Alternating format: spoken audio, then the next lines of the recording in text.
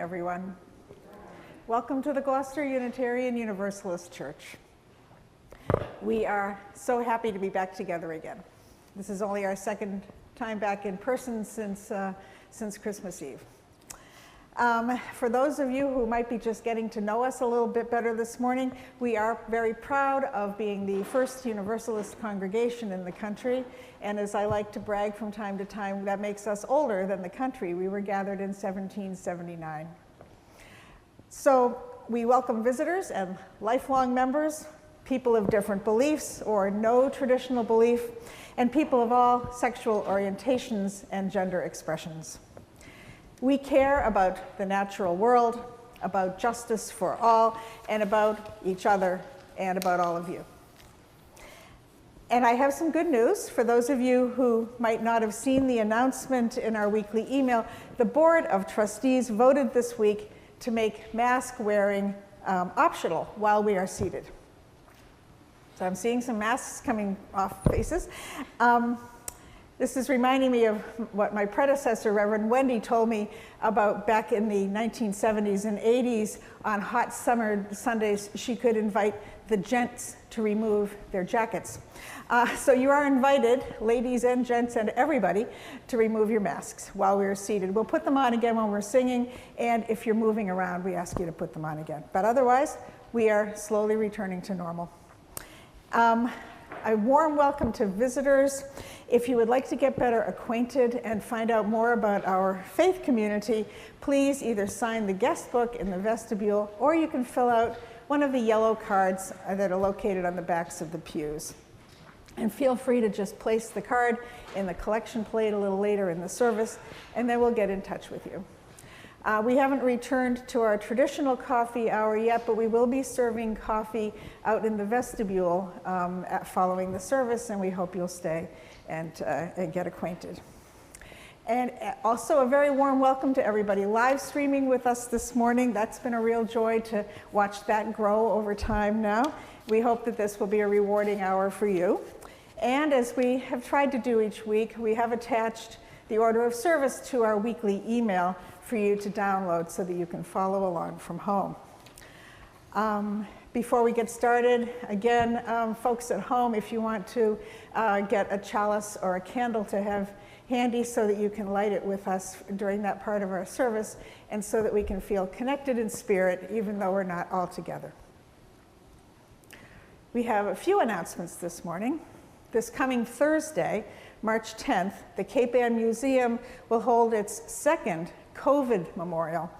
This will mark the 2-year period that of this pandemic that will mark a generation. Mayor Varga and members of the artist community and members of the Cape Ann clergy will be speaking, and Steve Lacey and I will both be participating. This will take place at the museum at 6 p.m. on Thursday, and more information will be coming out. My Lectio Divina practice, which a number of you enjoy, takes place on Zoom. We'll be having one more in this current session, and that will be coming up this coming Thursday at 4 p.m. Everybody is welcome, even if you haven't done it before. If you'd like to give it a try, just either grab me after the service or send me an email. This coming Friday, we're going to begin ringing the church bell at 11 o'clock in the morning, along with other Cape Ann churches, to draw attention to the climate crisis. This effort began in Cambridge, and we want to spread the message that our planet is in its 11th hour. If you'd like to help ring the bell, this is going to happen over several weeks. If you'd like to ring the bell, please let me know. The next book in our congregational reading series is Braiding Sweetgrass by Robin Wall Kimmerer. The book discussion will take place on April 8th to give folks lots of time to read the book. And for more information is in the weekly email. And also, Pat Cronin tells me that she has books here. So if anybody would like a book to borrow, please see Pat afterwards. And then finally, I would like to introduce our guest worship leader this morning. This is Jenna Crawford. Jenna is the ministerial intern at First Parish in Needham, and she has earned her Master's of Divinity from BU's School of Theology. She is a former environmental and outdoor educator. And welcome, Jenna. Nice to have you here. And now we will deepen our hearts and our spirits for worship.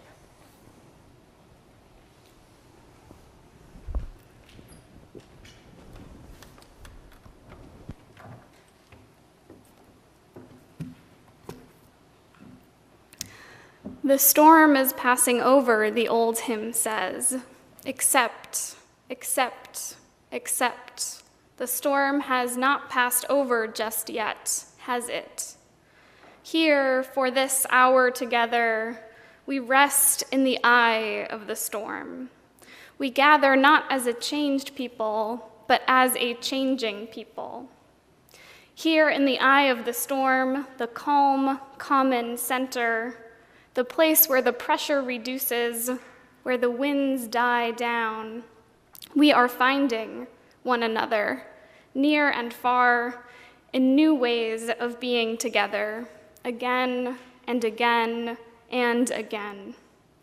We gather not as a changed people, but as a changing people. Looking up the walls of the cyclone, we see towers of clouds and rain and wind, held up around this hour by the forces of circling chaos, because the storm has not passed over yet, after all. And so we gather not as a changed people, but as a changing people. Here in the eye, the pressure goes down, the winds die down. Perhaps we glimpse the sun, comforted even as we know that this pause is temporary. We take a moment, a breath, to join together again. Words by queer Euro-American UU minister Reverend Hannah Roberts Villeneuve to begin our service together this morning. And as we light our chalice, symbol of our shared Unitarian Universalist faith, and as you watching from home light a chalice or a candle, may we see the fullness of what this chalice represents. Originating in World War II Europe as the seal of the Unitarian Service Committee's papers that were used by those fleeing Nazi persecution, the chalice reaches back to our prophetic history of coming to the aid of those in danger against imperial oppressive powers. The flaming chalice has come to take on other meanings in time: the light of reason, the warmth of community, the fire of commitment, the flame of hope. This morning, may we see the chalice in all its fullness. May the history it tells not be lost on us as war is being waged in Europe yet again. May its still, steady flame help us to center down together this morning in the eye of the storm, where the pressure goes down. May neither side of the chalice's story, new or old, be lost on us this morning. May this chalice remind us that to work for peace in the world means starting with peace in the self. Let's take a moment now to affirm the covenant that you all share with one another and that I humbly enter into this morning as your guest preacher. You can find the words in your orders of service. In the light of truth and the warmth of love, we gather to seek, to sustain, and to share. Life is a gift for which we are grateful. We gather in community to celebrate the glories and the mysteries of this great gift.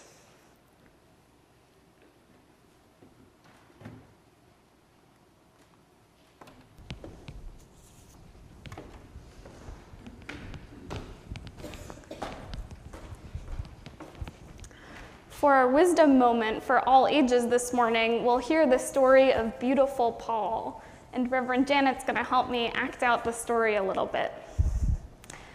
There once was a soccer player named Beautiful Paul. Beautiful Paul. From a very young age, Paul fell in love with soccer. Every waking moment that Paul did not have to be in school or at home with his family, Paul could be found somewhere with a soccer ball nearby, whether it was a proper field with nets or just a soccer ball ricocheting off of sidewalks in his neighborhood, getting lost down the streets that were hilly.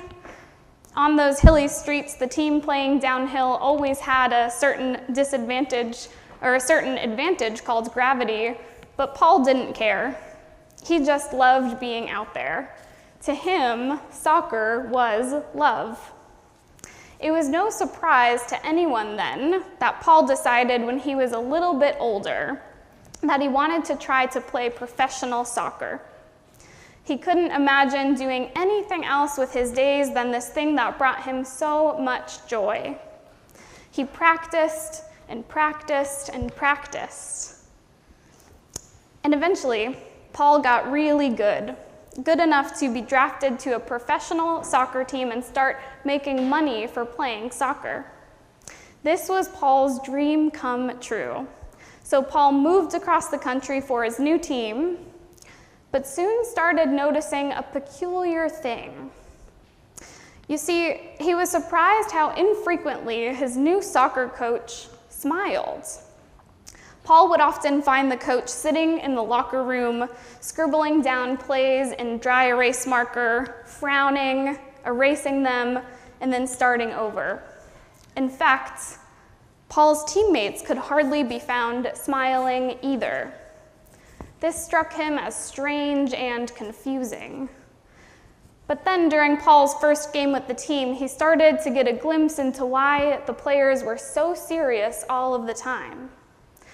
At halftime, you see, they were down by just one goal, and when the team returned to the locker room, they found their coach mad and upset and had to sit through a halftime of having all of their mistakes pointed out to them. Paul was accustomed to getting snacks during halftime and sharing gratitude and excitement for the plays that were going well with his teammates. This was different, though. And the rest of the season went on like this. Eventually, Paul stopped smiling too. He could hardly remember what it felt like back when soccer was love to him. The team went on to win the championship game that season. This was a dream that Paul had had since he was just a small child. But he found himself holding up that trophy, not feeling the joy and the celebration that he expected to feel had he ever made it to that point. So Paul left the team next season, and though he never played professional soccer again, after a few-year break, he did started playing again for fun. Eventually, Paul could be found smiling again while playing. But Paul also became passionate about something else. From there on out, Paul would remind anybody that would listen to him, so friends, family, children, and eventually his grandchildren, that winning isn't everything. Paul's granddaughter, Sally, ended up following in Paul's footsteps, and she went on to play professional soccer too. But by the time that she got there, it was understood that the players were still important and still worthy, even if they made a mistake, even if they lost a game. So Sally never lost joy in playing soccer like Paul did. By the time that Sally's team won that same championship trophy, many years later, there was a photo taken of Paul and Sally holding up the trophy together. And you have never seen two people quite as happy as they were on that day. Here ends our wisdom moment for all ages.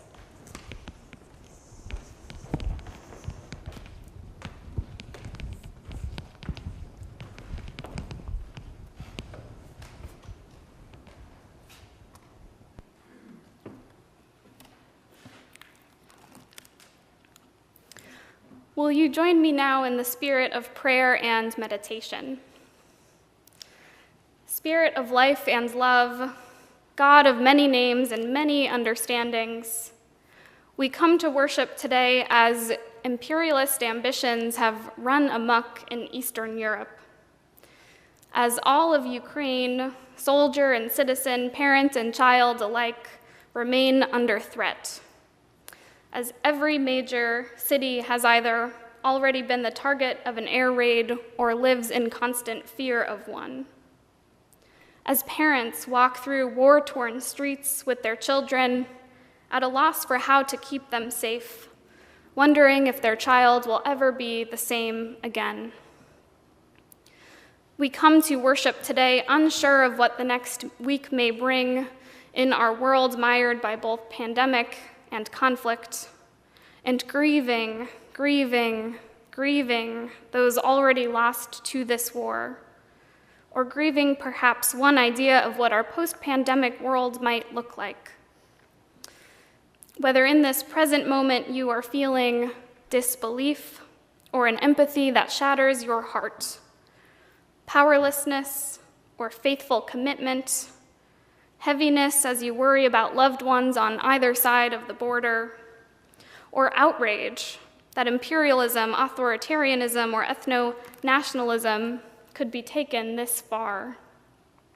Whether you are grieving the tangible losses or the intangible ones, we come to worship today to join our disbelief, empathy, powerlessness, commitment, heaviness, outrage, grief, and more into one prayer, this prayer, consolidated and complex, that reaches out to Ukrainians in Ukraine and in the diaspora and says, "We see you, and we will not turn away from the pain." That reaches out to Russians and Russian Americans and says, "We join with all of you who faithfully resist this act of terror and aggression." That reaches out to folks living in the shadow of war around the world and says, "We see you too, and we hear your cries." And that finally reaches in, steadying each of us as we do what we can to bring forth more love, justice, compassion, and peace, more and more peace, into this troubled world. Amen. Let's start our meditation moment this morning with the ringing of the singing bowl. At some point, only silence will be what is left. May we welcome that silence today as an honored guest in our meditation.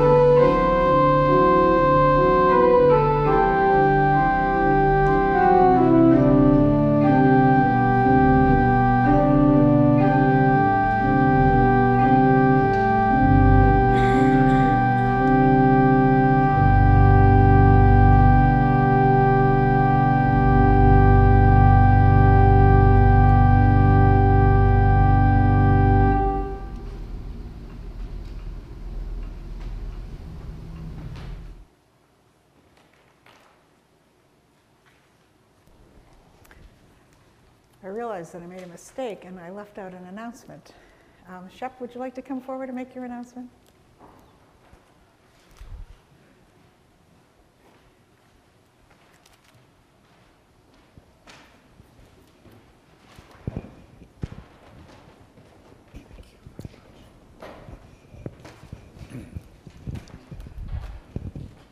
While I was sitting there, I broke my glasses, so I'm thinking about nonviolence. I saw a group of Ukrainian people yesterday on CNN standing in the street against Russians shooting their weapons, and it made me realize that I was on the right track. I started thinking about nonviolence before the election, the presidential election, when I was raging, and I've been raging, and I don't like that feeling. We all feel like there's something we need to do, but we don't know quite what it is. But I started studying nonviolence, especially after January 6th last year, and I found it very comforting. And thought about all the things that we might be able to do nonviolently to make some sort of change. And I think the first thing that I would like to do is get together with people to do reading, come together with having read the same thing or different things, and discuss. There's a wealth of material from Martin Luther King Jr., of course, and also all the wonderful religions that go way back. And Thoreau. So I just was wanting to invite people to maybe come to me after the service and tell me what night they might be available.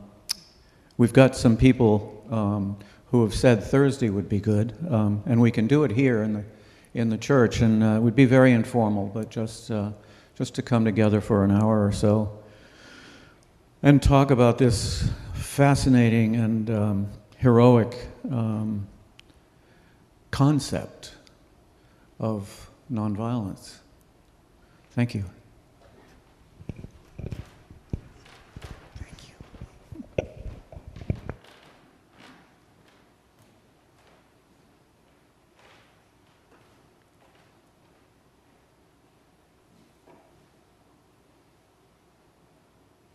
We gather in gratitude this morning to be together in community again, to be held in the familiar embrace of each other in this sacred space.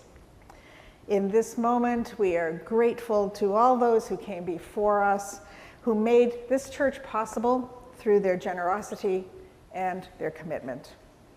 Each week, we take up an offering.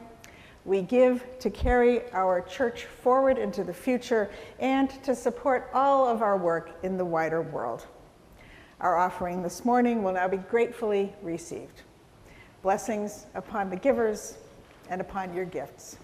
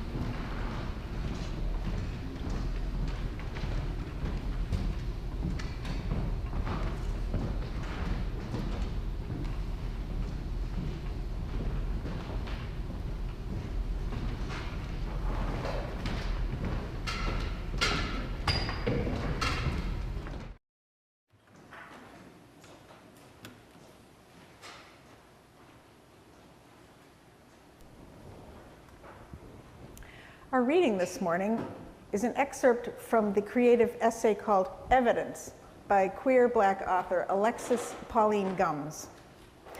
Evidence was first published in the anthology Octavia's Brood, Science Fiction Stories from Social Justice Movements. In this Afrofuturistic piece, Alexis is writing a letter from herself after capitalism, so far off in a future that does not yet exist, to herself during capitalism. Dear Lexi, breathe deep, baby girl. We won. Now life, though not exactly easier, is life all the same. Not chopped down into billable minutes, not narrowed into excuses to hurt and forget each other. I am writing you from the future to remind you to act on your belief, to live your life as a tribute to our victory and not as a stifling reaction to the past. Here in the future, we have no money. We have only the resources that we in our capitalist phase did not plunder to work with, but we have no scarcity. You can reassure Julia we have plenty of technology. Technology is the brilliance of making something out of anything, of making what we need out of what we had, of aligning our spirits so everyone is on point so much of the time that when one of us falls off, gets scared, or caught up, the harmony of that yes, yes, yes, we are priceless, brings them right back into tune with where they need to be. We have the world we deserve, and we acknowledge every day that we make it what it is. But breathe this deep, because this is the message. We did it. We shifted the paradigm. We rewrote the meaning of life with our living. And this is how we did it. We let go.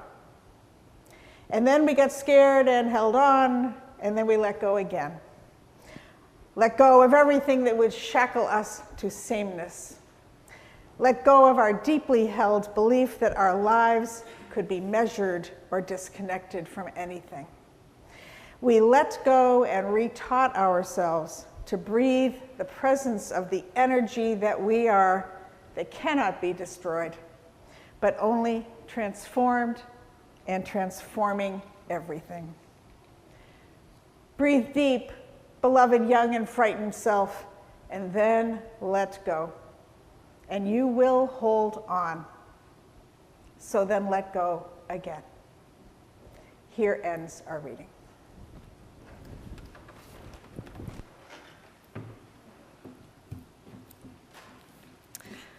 During our Time for All Ages wisdom moment, we heard the story of beautiful Paul. This story was inspired by a chapter in a book by British sports and performance psychologist Pippa Grange called Fear Less: How to Win at Life Without Losing Yourself. I find the moment when Paul realizes a dream he has had for 20 years, winning that championship trophy, but feels not excited, not elated, but practically empty, to be so totally heartbreaking. I'm heartbroken for Paul, of course, but I'm also heartbroken because I suspect that we've all been Paul at one point or another. When either ourselves or someone on our team is so narrow-focused on the results and is equating their worth, my worth, our worth to a successful outcome, that the joy and love is squeezed out in the process. I've been told that your ministry theme of the month is renewing faith, which feels so appropriate, so important during this month that begins to mark a lot of double pandemic anniversaries and in a time when war has broken out across the Atlantic. I don't know about you, but I could certainly stand to have different aspects of my faith renewed these days. I want to focus today on one aspect in particular, our first UU principle, the inherent worth and dignity of all people, including ourselves, and how it relates to the story of beautiful Paul. The more time I spend meditating on the inherent worth and dignity of all people, the more I see it as both a subversive and a radical spiritual practice.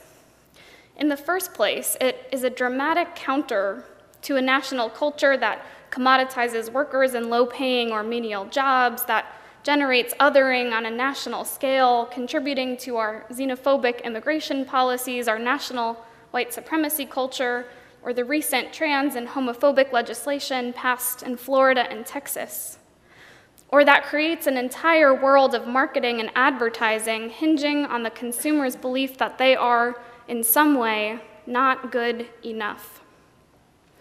In fact, the notion of the inherent worth and dignity of all people is what underpins the Universal Declaration of Human Rights, which was written by a Canadian Unitarian, John Peters Humphrey, a document being so flagrantly disregarded in the Russian invasion of Ukraine, where soldiers and civilians alike have been targeted virtually indiscriminately. But also, on a more personal level, in spite even of best intentions from parents, teachers, family, friends who might remind us that we're loved and we're valuable, this idea that there is nothing you have to do or have or own or be in order to be worthy is highly countercultural.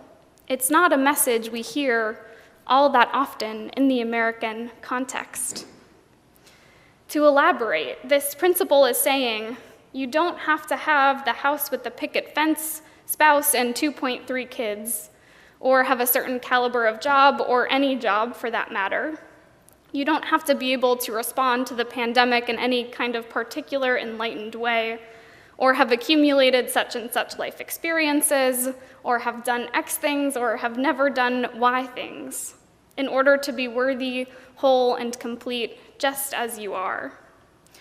And you definitely don't have to look or have your body work in a certain way, or be a particular race, ethnicity, class, sexual orientation, gender, or belong to a certain faith tradition. In the case of beautiful Paul, you don't have to play perfect soccer all of the time in order to be worthy. In the case, perhaps more importantly, of Paul's coach, your team does not have to win every single game in order for you to be worthy. Dr. Pippa Grange has spent decades of her life studying high performance, like we're talking Olympic caliber athletes, people just like Paul. She has noticed over the years a peculiar trend in how these athletes have variably responded to huge successes, like winning an Olympic gold medal, mid-range successes, like qualifying for the Olympics but not placing, and failures. She's found that on more than one occasion, athletes experiencing those middle successes have been able to relish in their success for far longer and far more deeply than some of those Olympic gold medalists. At times, in fact, the high of winning an Olympic gold medal for some athletes has faded less than 24 hours after their big victory. She's labeled this phenomenon the difference between winning deep and winning shallow. No matter how big the victory, shallow wins, she says, are experienced any time your self-worth is attached to the victory or the defeat at hand. Whether it's your entire self-worth hinging precariously on being the best athlete in your field or being accepted to a PhD program. Once you reach the milestone, the win feels empty or shallow because your mind is already moving on to the next way to prove your worth to the world. In short, winning shallow is winning to avoid not being good enough. In the case of deep wins, on the other hand, you have a deep sense of your own self-worth, not connected to the win, promotion, success, finding the partner, the house, etc., so that if you do reach your goal, the win is joyful, savored slowly, and deeply appreciated.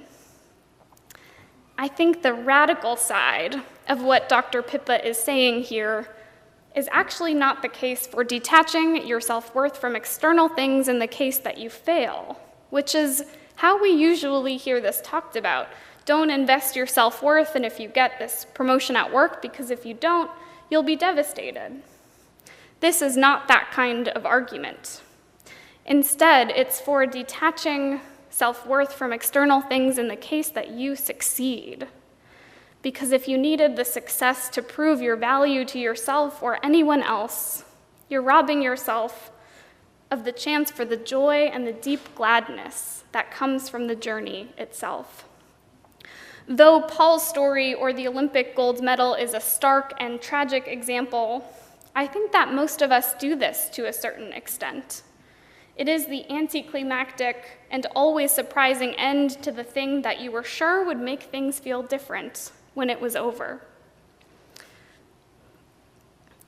So for those of us who relate all too well to the notion of winning shallow, is it possible to train ourselves to access more of that joy, more of that celebration, more of the pleasure of the journey for journeying's sake? In other words, can we make the inherent worth and dignity of all people, including ourselves, into a daily spiritual practice? I hope so. I've found a practice that works for me, and maybe it will also work for you too. Or maybe something else will. At the beginning of each day, I look at my schedule and write a short list. Today, I will not attach my self-worth to how well that meeting goes, or if I clear my email inbox by the end of the day. And at the end of the day, pretty much the same thing. I will not attach my self-worth to fill in the blank.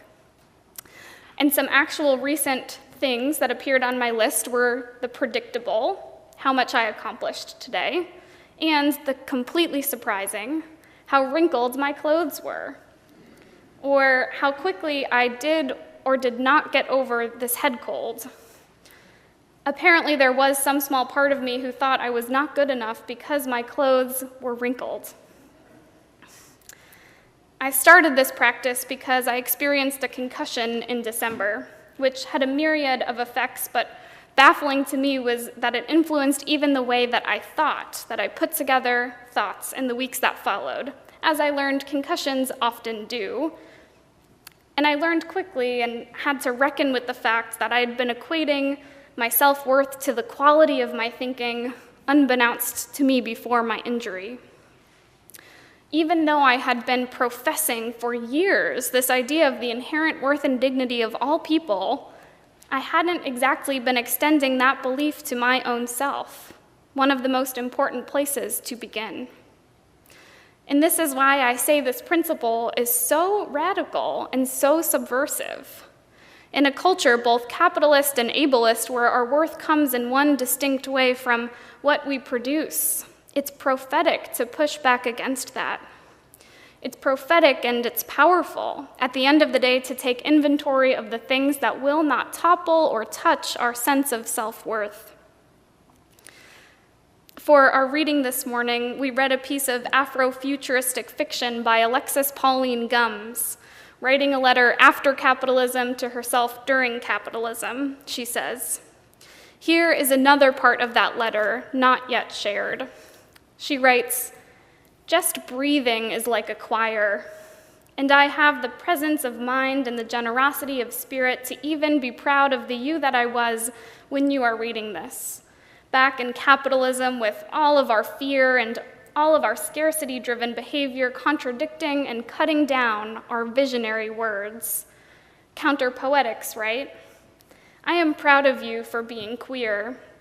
I am proud of you for staying present to the meaning of your beliefs and to the consequences of your actions, even when they were crashing into each other every single day. I am proud of you for letting the tide of your revolutionary heritage grind your fear of failure and lack to sand. I love you, the me that I was." End quote. And so, friends in the movement, when we proclaim the inherent worth and dignity of all people, what are we actually saying? Are we beginning in the most important place, with ourselves? And if not, are we prepared to love ourselves, that is, the selves that we've become over these past 2 pandemic years with our limitations and fears and anxieties, ourselves that have morphed and grown weary and experienced fatigue or burnout or despair? Are we prepared to love ourselves through this heart-wrenching 2-year pandemic anniversary in Massachusetts? Are we prepared to come to know what inherent worth means so deeply, so personally, that in the act of transforming ourselves, we are compelled to rise up against violations of worth and dignity everywhere, like in Ukraine, or in Yemen, or in our own towns and our own communities? And on the other hand, are we prepared to transform those shallow winds into deep ones? Are we ready to open ourselves up to more joy in the doing? Are we interested in making the world that Alexis Gumbs dreams about a reality, where there is no scarcity, where people know their worth inherently, where, she goes on to say, everybody eats, everybody knows how to grow agriculturally, spiritually, physically, intellectually. No one owns anything or anybody or uses anything like a tool. Each everything is an opportunity, and we are artists singing it into being with faith, compassion, confusion, breakthroughs, and support. Friends in the movement, this week, may you cast aside expectation and, even if only for a moment, come home to yourself. May you let yourself imagine what a first principle world of radically honoring the inherent worth and dignity of all people might look like. May you remember from our chalice lighting this morning that to work for peace in the world means starting with peace in the self. May it be so. Blessed be, and amen.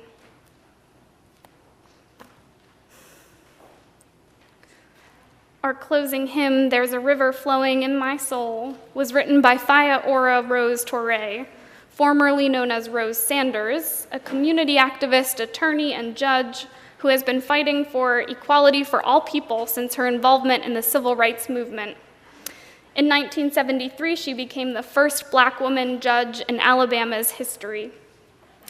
Please rise in body or in spirit and join us in the sanctuary or singing from home. Our closing hymn this morning, There's a River Flowing in My Soul.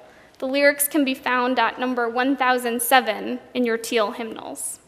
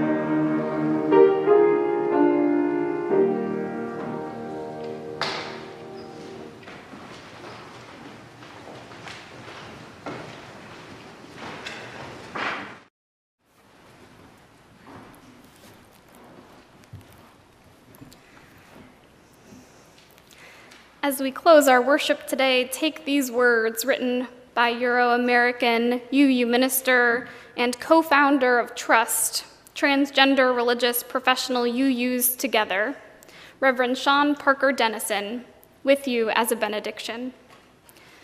I do not need you to prove your flawlessness, to convince me that you are exemplary or even competent. I have given up on perfection as a means to anything, especially love.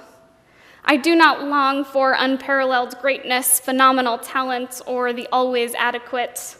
I no longer search for immaculate containers to hold anything, especially goodness. I have become ready to be faithful to the broken, the damaged and surviving, the ones unfit to wield anything but humanness and hope in the face of what hungers to do harm and destroy. I have become one of the many who, by breaking, have become wholehearted, no longer afraid to join the cause of imperfection and revel in the heartbeat rhythm of the unfinished, the unrelenting, who keep trying, keep going, keep forgiving, and keep returning to each other. Let us now join together to extinguish our chalice with our chalice extinguishing words found in your order of service. At home, you're invited to snuff out your chalice or blow out your candle at this time as well. We extinguish this flame, but not the light of truth, the warmth of community, or the fire of commitment. These we carry in our hearts until we are together again. Our service begins when our service ends. Go in peace, and amen.